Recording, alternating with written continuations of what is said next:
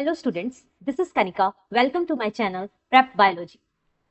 So we have started chapter 2 of class 12th biology, that is human reproduction. This is class 2nd of this series. So today we are going to discuss about the female reproductive system.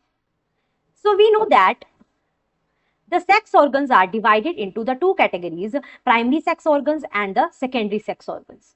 In the previous lectures, we have discussed about the male reproductive system and we have discussed the primary sex organ of the male and secondary sex organ of the males. Okay, so today in this lecture we are going to discuss about the primary sex organ of the female, that is the ovary, and the secondary sex organs in females are oviduct, cervix, vagina, external genitalia and mammary glands. These all included in the secondary sex organs in the human female. Okay, so let's start with the lecture. Female reproductive system is divided into two categories. First one is the primary sex organ in the female and second is the secondary sex organ. Okay, so first of all we are going to discuss about the primary sex organ. The primary sex organ of the female is the ovary. Okay, so ovary that produce the ovum. Okay, so it produce the female gamete. Ovary produce the female gamete, that is called the ovum. It also produced multiple steroid hormones. Those are called the ovarian hormones. Okay, and the ovary is located on each side of the lower abdomen. We know that male reproductive system and the female reproductive system is present in the pelvic region. Is present in the pelvic region of the body, that is between the lower abdomen and the thigh. Okay, so in the pelvic region, basically the ovary are located on each side of the lower abdomen. So if we see, this is the structure of the female reproductive system and these are the location of the ovaries and they are located on each side of the lower abdomen. Okay, this is one ovary and this is the another ovary. Okay, and the length of the ovary is 2 to 4 centimeter. Okay, so if we see the length of the ovary, which is 2 to 4 centimeter, it is covered by a thin epithelium. Okay, the ovary wall is covered by a thin epithelium and encloses an ovary stroma. Okay, so if we see this structure, this is the enlarged structure of the ovary, one ovary. If we see the external lining, this is the external bluish lining. So this is called the epithelium or germinal epithelium and that encloses the stroma. Okay, the stroma is categorized into two zones. First is the peripheral cortex, second is the inner medulla. As you all can see here, this stroma is covered by the epithelium and the stroma is divided into the cortex, that is the peripheral cortex, and the middle part or the inner cortex is the medulla, that is also called the inner medulla. So this structure we will discuss later. So this is all the information of the ovary. So this is the structure of the female reproductive system. It is the ovary that produce the female gamete, ovum, and it also produces multiple ovarian hormones. Okay, and the length of the ovary is 2 to 4 centimeter and the ovary is covered by the epithelium and epithelium encloses the stroma. The stroma is divided into the two zones, that is the peripheral cortex and second is the inner medulla. So this is the primary sex organ of the female. The next part in the female reproductive system is the secondary sex organs. Okay, so the secondary sex organs, under the secondary sex organs we have the first category, that is the accessory ducts. The accessory ducts includes three parts: oviduct, that is called the fallopian tube, uterus and the vagina. If we see this structure, this is the female reproductive system. So if we start with first category under the accessory ducts, which is the fallopian tube. The fallopian tube, this is the tube-like structure that is called the fallopian tube, and the length of the fallopian tube is 10 to 12 centimeter. Okay, so the next part, the part close to the ovary, that is the funnel shaped. This is the ovary, and this part is the funnel shaped, that is called the infundibulum. This is very important. The part close to the ovary, that is the funnel shape, that is called the infundibulum. Now, the edges of the infundibulum possesses finger-like projections. Those are called the fimbriae. Okay. Now, if this is the funnel-shaped structure, it will possess the finger-like structure. These are the finger-like structure that is called the fimbriae, that holds the ovary on each side. Okay. The finger-like projection helps to hold the ovary carefully. Okay. The next part is the infundibulum leads to the wider part of the oviduct. So, this is the funnel shaped structure, and it will next move to the wider part. This is somewhat wider than the infundibulum, wider part, that is called the ampulla. The ampulla is a part where the fertilization takes place. This is very important. In your exams, many times this question asks that in which part of the oviduct or fallopian tube the fertilization takes place. This is the ampulla part. Okay, the last part of the oviduct is the isthmus. This is the isthmus. This is somewhat narrower than the ampulla part. This is, see, this is the narrower part, and it will join to the uterus. It will join to the uterus. This is the uterus part, and it helps to join to the uterus. So this is all about the fallopian tube.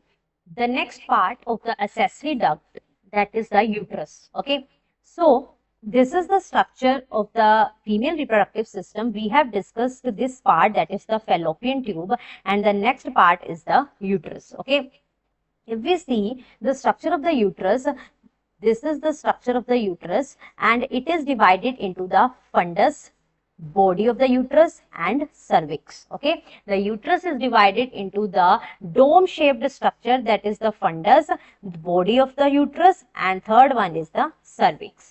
So now the uterus is single and called the womb. Okay, so the uterus is sometimes called the womb. Okay, so the shape of the uterus is inverted pear shaped structure. This is the shape of the uterus is inverted pear shaped.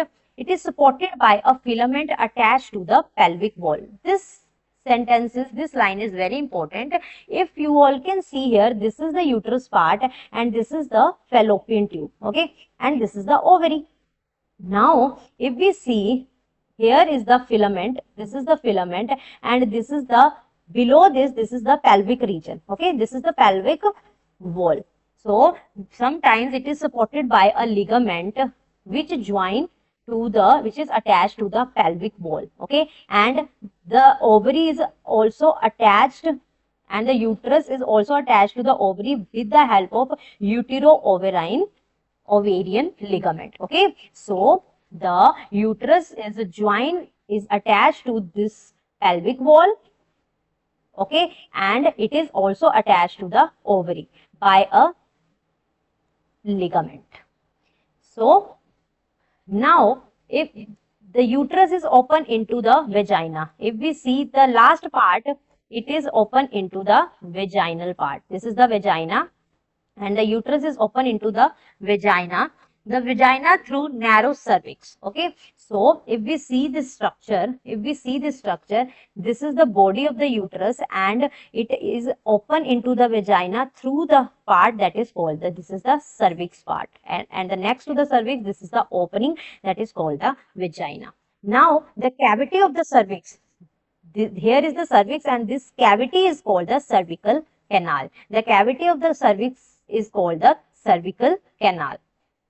Okay, a long vagina to form the birth canal. Okay, so if we see the cervical canal and vaginal, they will form the birth canal. Okay, so the uterus, first part of the uterus is uterine fundus. This is the dome shaped structure which is attached to the fallopian tube on each side. Next part is the body of the uterus. The body of the uterus contains 3 walls. The body of the uterus contains three walls. First is the endometrium, second is the myometrium, and third is the perimetrium. These three walls are of the uterus. So first is the endometrium. If you all can see here, this is the innermost wall of the uterus, that is the endometrium. This is innermost and it is glandular in nature and the line of the uterine cavity. Okay, so this is the lining, this form the lining of the uterine cavity. Here is the uterine cavity and this form the lining of the uterine cavity. So what is the main function of the endometrium? Endometrium helps in the menstrual cycle. Okay, it will break when the menstrual cycle takes place. Okay, so it contains multiple cyclical changes during the menstrual cycle. The middle wall of the uterus is the myometrium. M for myo and M for middle layer. The middle layer is somewhat thick in nature. It is thicker, made up of smooth muscles, and it helps in the delivery. Okay, so this is the myometrium. This is the middle wall of the uterus. It helps in the contraction and relaxation during the delivery of the baby. Okay, and the last layer wall of the uterus is perimetrium. Peri means outer, that is the external layer. It is thin in nature, thin membranous in nature. Okay, so these all are under the body of the uterus. Okay, and the next part is the cervix. The cavity of the cervix is called the cervical canal. It opens into the vaginal, and the cervical canal and the vagina forms the birth canal. I hope this uterus part is clear to you all. The next category under the secondary sex organs of the female, that is the external genitalia.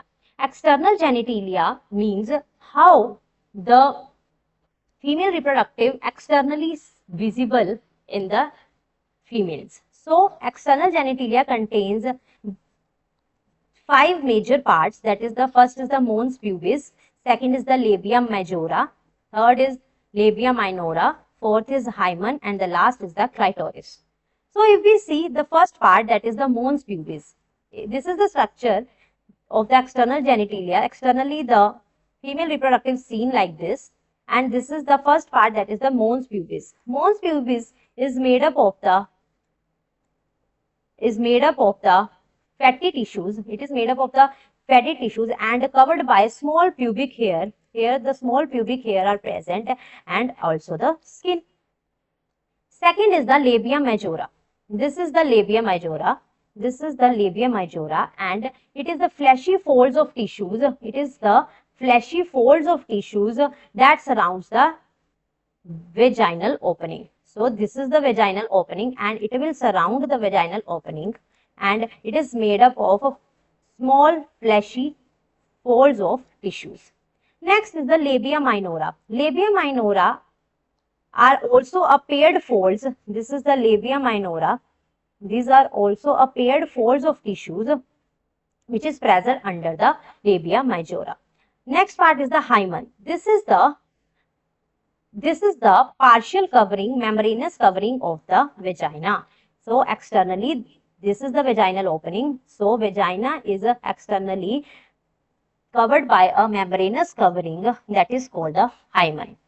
The last part is the clitoris. Clitoris, here is the clitoris. This is the finger-like structure lie at the junction of two labia minora. So this is the labia minora 1 and 2. It is present at the junctions of two labia minora. This is the labia minora, and it is present at the junction of the two labia minora above the urethral opening. This is the urethral opening, and it is present above the urethral opening.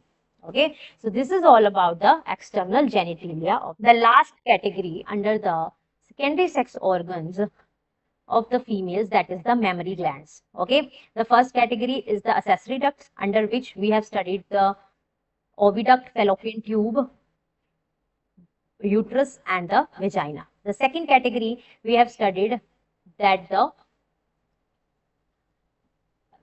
external genitalia, and the third category is the mammary glands. Under the mammary glands, we have the paired structures, the paired structure that is the breasts. Okay, in this we are going to discuss about the structure of breast.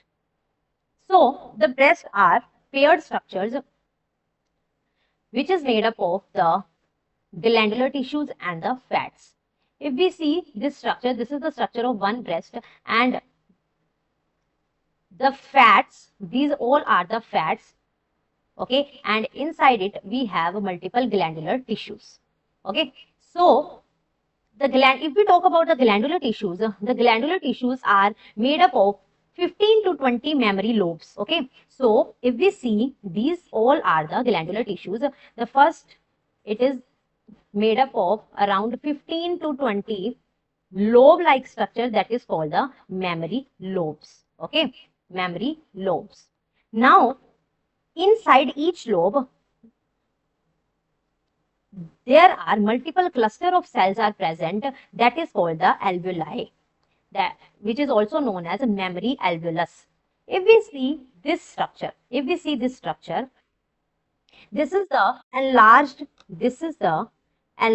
structure of breast.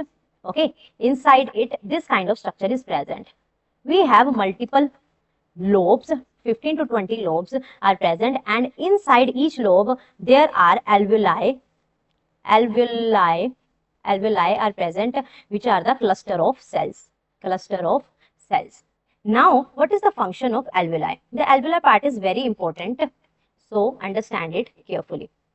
If we see, this is the one lobe, and inside the lobe we have multiple alveoli, cluster of cells. These are called the alveoli. Okay, now inside the alveoli, the lumen or the cavity is present where the milk, this is the lumen of alveoli, where the milk stored. Okay, where the milk stored. Okay, so the alveoli helps in secretion of milk, and also storage of milk occurs in the lumen or the cavity of the alveoli. So inside each lobe, this kind of structure is present. Cluster of cells are called the alveoli, and in the alveoli, it will secrete the milk and store the milk in the lumen or the cavity of the each alveoli. Now, if we see, next to the alveoli, the alveoli is open into the mammary tubules. This is important. The alveoli is open into the mammary tubules. So each alveoli, it is open into the mammary tubules. So these are the mammary tubules. Okay, so these are the mammary tubules. Now, each tubule of each lobe, they will join and form a duct. They will join and form a mammary duct. First is a glandular tissue. Glandular tissue is made up of 15 to 20 mammary lobes. Mammary lobes contains cluster of cells called alveoli that will secrete milk and store milk. Alveoli are open into the mammary tubules. Now, each tubule of alveoli, it will join and form a mammary duct. This is the mammary duct. Now, the mammary duct will join together and form a wider part that is called the ampulla. Here you all can see the lobe will form the alveoli will then open into the mammary duct then join together and form this wider part that is called the ampulla. Okay, that is called the mammary ampulla. Now, mammary ampulla is connected to the lactiferous duct through which the milk is sucked out. Okay, so at the last, these are the lactiferous ducts from where through the nipple the milk is sucked out by a baby. Okay, so this is all about the structure of the mammary gland, that is the breast. Okay, so this is the flow chart. I have made this flow chart. By this flow chart, you can learn this process very easily. Okay, glandular tissue, mammary lobes, then alveoli open into mammary tubule. Each mammary tubule then join together for mammary duct. The mammary duct is open into the wider part, that is the mammary ampulla. Ampulla will connect it to the lactifidus duct. Through the help of the nipple, the milk is sucked out. Okay, so the areola. This is the areola part. The areola part is the darkened area that surrounds the nipple. That part is called the areola part. So this is all about the female reproductive system, in which we have studied about different primary sex organs and the structure of the female reproductive system and the secondary sex organs. Under the secondary sex organs, we have discussed the accessory ducts, we have discussed the mammary gland. Okay, so these all processes and the structures are very, very important. So make sure you understand it carefully, practice these diagrams repeatedly, because these diagrams are also very important for your board exam point of view. I hope this lecture is beneficial to you all. If you like this lecture, like, share and subscribe my channel, that is Prep Biology. Thank you so much.